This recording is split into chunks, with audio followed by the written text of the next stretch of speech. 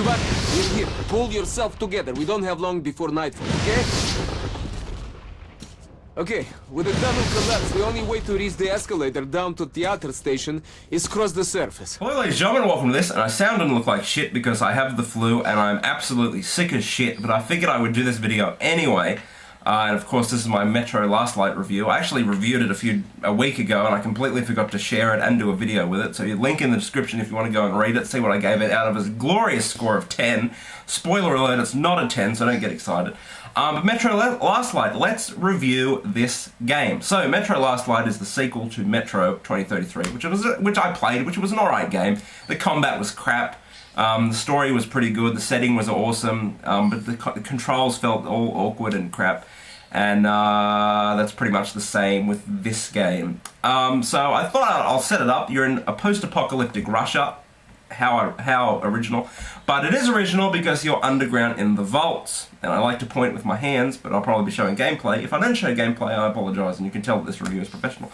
So you're underneath in the I called it the vaults, didn't I? You're not in the vaults, you're in the metro tunnels. And it's the way that they've set up the world is amazing. Like underneath, you know, it looks like people are just fucked up. It looks like it's a general struggle to survive, and you just wonder why they don't just end it and put a bullet through their brain. So it's good. And then you go to the surface and it's not so good. We'll get into that a little bit later. If I keep looking over here, it's because my review is here and I want to look at the notes that I have written down. So let's talk about the story. The story starts off good. The story is like a political struggle within the subway with different factions, like the Nazis. I mean, how unoriginal? Why can't you just call them something different? Anyway, the Nazis and other factions are all warring it out to see who can control and all this crap. And then all of a sudden it's good. It's like, oh, it's a political, you know, like Game of Thrones kind of set. You know, you have a setting and then you get this unexpected plot. Anyway, I don't know what I'm talking about. And then the aliens, spoiler alert for the first game, if you haven't played the first game, it's probably out of print now anyway, so who cares. In the first game, you had to kill these alien things. I didn't understand it, probably because I wasn't paying attention. And you did. You kill these alien things with a massive fuck you nuclear bomb. And apparently one is left from those events, and this dude wants you to track it down and apologise to it. I'm not even bullshitting, that's pretty much the story in a nutshell. I mean, the first half's good, and then it just goes through this confusing alien crap, and you got to go and find it in the wasteland up above, which we'll get into a little bit later as well. It's scrolling down so I can read what I'm talking about. The combat, I do not like the combat in Metro. I know a lot of you people will, because a lot of gamers, for some reason, have this weird obsession with Russia, and it's like Stalker is the best game ever because it's made by Russians and set in Russia and all this crap. It was a crap game. This combat's not too good either. You fight the mutants up above and down below as well. Because, you know, it's a nuclear wasteland, of course there's going to be some mutants. And you also fight human beings. Now, the human beings are as dumb as shit. Stealth is preferred. The game tells you to play stealth, even though it really doesn't matter. You can shoot your way through and still have enough supplies at the end of the level anyway. But stealth. And you can literally walk in front of them, they won't know you're there. You can walk behind them, they're not going to know you're there. You can knock them out, or you can slit their throat. If you're a pussy, you can knock them out. But if you're a Rambo-esque murderer like me, you'll be slitting everyone's throat because you did it the first time, realised there was an achievement not to kill anyone before, and you thought, well, fuck, I'm not starting the game again. So yeah, the combat's not the best. It still feels clunky. It's cool that all the different guns and how the weapons work. You can upgrade guns, you can trade in guns, buy new guns, pick up guns, you know, the usual. But when you fight the mutants, it's just so annoying. It's so annoying. They take so much damage. Like, you have this really cool shotgun, like a combat shotgun, and you pump it, one shot, pump it again, two shots. Like, by the fourth shot, they might be injured. And you've got like 5 or 6 coming at you at the one time, and of course you can't reload quick. And you can't say, oh, I'm going to shoot one bullet, then reload, because then you lose all the bullets in the magazine because it's trying to be survival horror and all this crap. Do not like, this is probably the gayest thing I'll ever do, but do not like the combat with the mutants. It's very clunky, it's very annoying. If you get lucky and get a headshot, you can, but then the assault rifles for some reason do so much more damage, so don't even bother with the shotguns.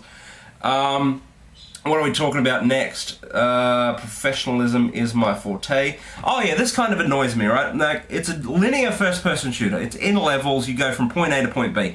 But the game is kind of like, hey, we've created this awesome world, go to the left, explore a little bit. Oh, I'll meet you at the end of the level and we'll go do something. But you can never not go along the path. Like, it's not like, oh, I'm going to go over here and do this or go over here and do that. It's like, no, I'm going to do all those things that the game kind of forces you into by making you walk this slow, deliberate path. And it's never like you can find out these things for yourself and stuff like that, and it's kind of annoying, and at times it feels a little bit overdone because you're just walking along and then the game's going to throw these dramatic scenes at you time and time and time again. It's like, well, I get it. It would have been cool if I could have found these things or not found these things and talk to friends about, oh, I saw this thing happening, you know, crap like that. And it gets even worse when you're up the top because you get up into the surface world, which is just this destroyed Russian town and stuff, and it's this big, vast, it looks big and vast, open world. And you're like, okay, yeah, I've got a gas mask that if I don't replace the filter, I'm going to die. If you don't know what that is, you can pick up filters in the game, screw them on, and then you have an extra 5 minutes of breathing time up on the surface because shit's fucked up there. And you're like, oh, go explore. Pretty much all you find is gas masks, which makes that whole point redundant anyway. You don't find anything cool. So it's like, if you're going to be this super, you know, immersive experience with all these really cool moments, then, you know, tone it down a little bit, let us find it ourselves, let's walk around these metros. But no, it's really just go from point A to point B and look at all the cool shit we put in on that walk. You know, it's an unbelievably immersive experience, I'll give it that. You know, the scenes in it, so like you can literally sit down in a theater in the metro and watch a 5-minute post-apocalyptic Russian talent show. Like, I'm not even kidding. You can literally watch, like, stuff like that. But that's what I'm talking about. It would be cool if I could go and find that myself, not go, oh, go and watch the show, Artyom. Have fun. No, keep watching it. And you're like, okay, I'm going to watch it. While I'm watching it, I'm going to go on the internet and see if there's an achievement for sitting through all of it. And there is, so if you do, get the achievement, people. The voice acting is amazing. It's very immersive. Apparently, like Metro 2033, it's better if you play it in Russian with English subtitles. No, not for me. I don't care. But the poor dude who does every Russian voice ever, I think his name is Dmitry Bol. So he's on Internet Movie Database anyway, because he's done everything. Like, he's the Russian dude for Modern Warfare 3, Modern Warfare 2, called, you know, everything. So he voices like every character ever. There are some other ones with distinct voices, but other than that, it's pretty much that dude.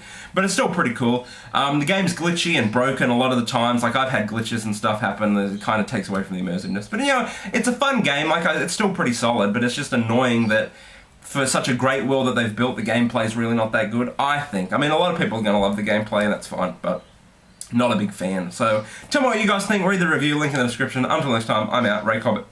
Oh, God. Rate, comment, and subscribe. Au revoir. Oh, man, I do not feel well. Au revoir!